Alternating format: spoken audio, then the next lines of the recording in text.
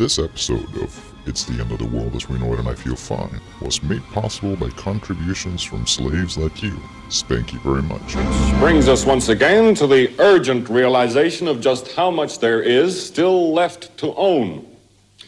Item 6 on the agenda, the meaning of life. It's the end of the world as we know it, and I feel fine. Good morning, slaves, and welcome to another edition of It's the End of the World as We Know It and I Feel Fine, where the long journey to a brighter tomorrow begins with a single step. In the past few weeks, 5 high-profile bankers have died, all from apparent suicides. Another one! Another one just went past, downwards. Must be a board meeting. I am your host, the Stimulator, and it seems like just about every other week, I get a message that goes something like this. Yo, Stim, big fan of the show. I just have one question. When are you gonna do a sedition on anarcho-capitalism? Have you ever read Murray Rothbard? True anarchy is synonymous with free markets. For the most part, I don't respond to these types of questions. So for all of those of you who have asked me over the years, the answer is Fuck anarcho-capitalism. Seriously, at best, the attempt to marry anarchism and capitalism is a nonsensical contradiction, and at worst, is the political equivalent of what would happen if Ayn Rand and Mussolini spawned a fedora-toting Austrian love child who happened to be born with a disease that it meant it couldn't go outside and so was forced to live its entire life confined to the bowels of online Reddit forums. Now, to be clear, as an anarchist, I'm all for smashing the state. But there's nothing particularly revolutionary or liberatory about smashing the state if it just means handing more power over to corporations. If anything, it only makes shit way fucking worse.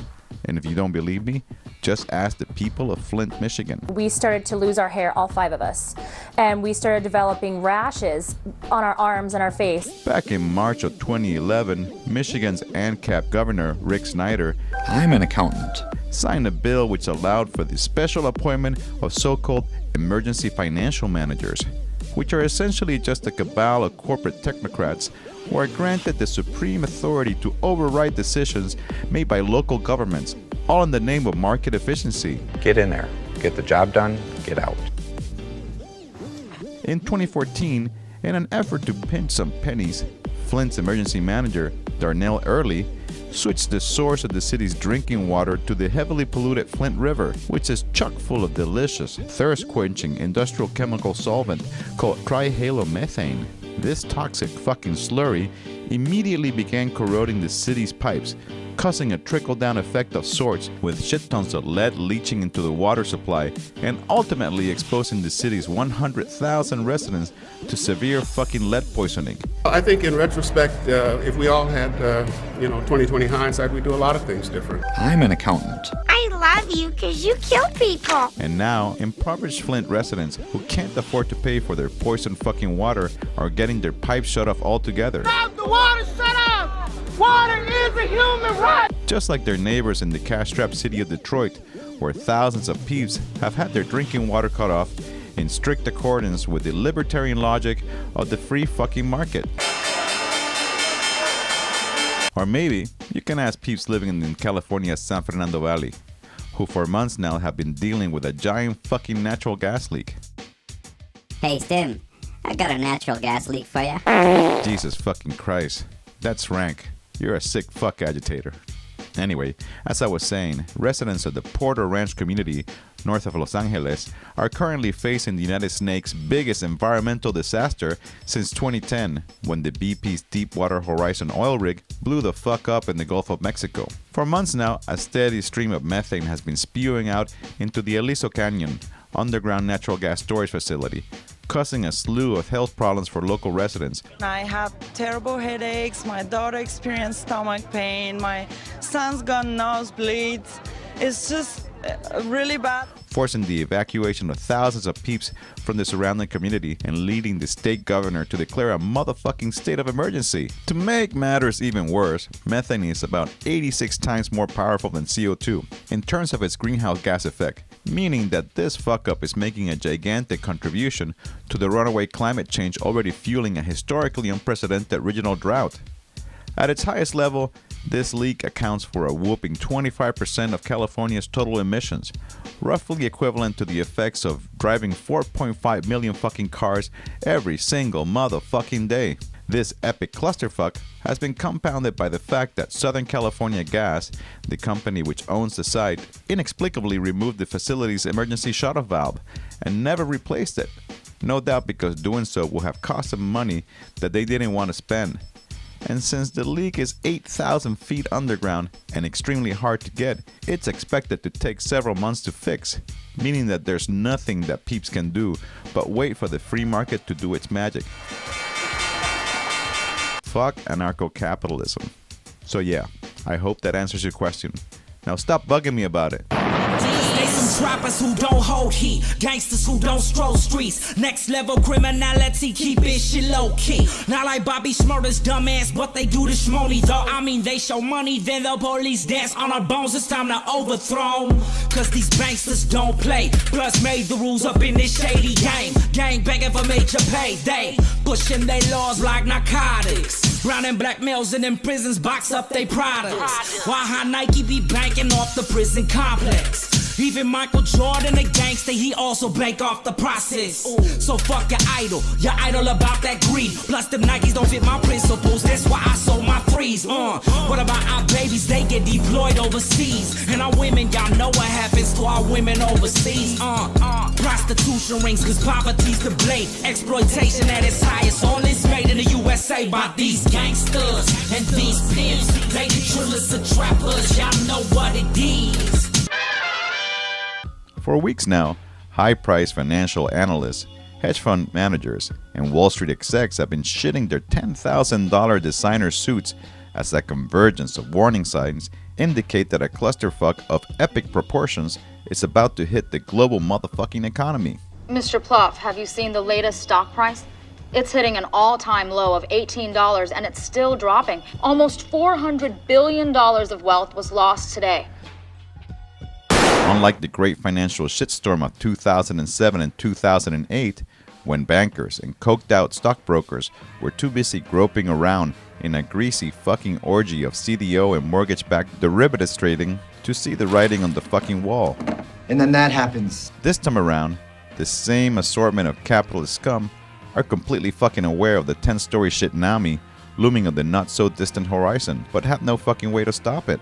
While millions of peeps are glued to their screens this month, cycling through photos of J-Beeb's fucked up new hairdo, and reading an endless supply of clickbait articles about the new Star Wars flick, several top bankers were sounding the horn, alerting their fellow rats that the time has come to abandon ship. Shit!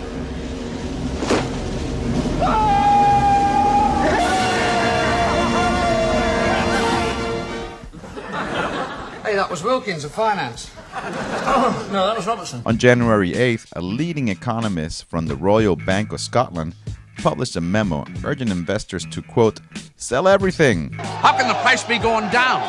Something's wrong.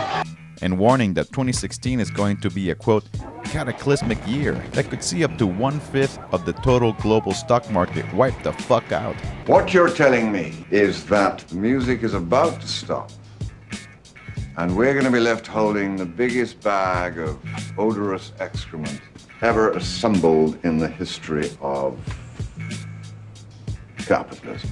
This gloomy prediction has been more or less echoed by economists at several behemoth fucking banks, including Morgan Stanley, Barclays, Bank of America, Merrill fucking Lynch, Deutsche Bank, and JP Morgan. This time around, the epicenter of the crisis is China, the very engine of global economic growth that has been propping up the entire international economy since the 2008 meltdown. For years now, gangsta capitalists have been pouring billions of dollars into a giant fucking construction boom in China, building sprawling ghost towns that nobody fucking lives in. Except for maybe these chickens. This insane fucking building bonanza has used up a huge percentage of the world's total output of oil, concrete, coal, steel, and other metals. And now that the party's wrapping up, the prices of these commodities are in total fucking freefall, with some analysts predicting that the price of oil could drop down to as low as $10 a motherfucking barrel. Bring it down more, fuck! This is yet more good news for opponents of The motherfucking tar sands. since the energy and extractive corporations most heavily invested in mining and refining this toxic sludge are going to take a serious fucking hit. Who knows?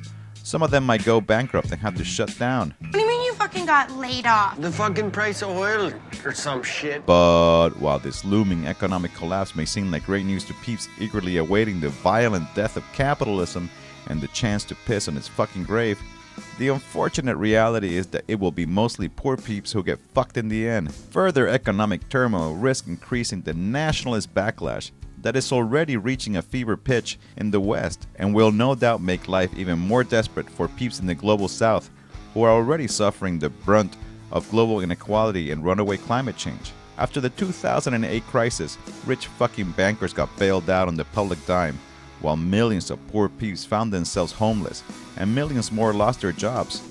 Politicians around the world followed up this economic shock therapy by gutting pensions, privatizing public services and industries, and pushing through painful cuts to public spending. If we want to avoid having the same thing happen next time around, peeps will have to be ready to seriously throw down. Voting for Bernie's just not gonna cut it. No! Oh, Jesus. A recent report published by Oxfam pointed out that the 62 richest motherfuckers on Earth now possess the same amount of wealth as the bottom 50% of the world's population. Now, I'm no economist, Just tell me the truth! but it seems like the most sensible and financially prudent thing to do will be to round up these 62 posh, caviar-sucking parasites, put them all onto a cruise ship, tell them that they're going to a luxury resort in the Maldives, steer that cruise ship into the middle of the Arctic fucking ocean, sink it, and start divvying up their shit. This might not fix everything, but it'd be a good start. And that's it for this edition of It's the End of the World as We Know It, and I feel fine. Many of you found this fucking show through the corporate spy website known as Fedbook. Since we don't own this infrastructure, we're quite sure that at any moment, they could yank our pages, and you motherfuckers wouldn't know when we put out a new edition. One way to get this filthy fucking show without Zuckerberg's interference is to subscribe to our podcast. But if that's not your thing, you can always sign up to our twice-a-month Guacamail newsletter. This month, we will raffle one of our badass Submedia t-shirts to a lucky person who subscribes to Guacamail. To do so, just visit my fucking website, Stimulator.tv. With that said, I want to thank the peeps who donated despite living in these shitty economic times.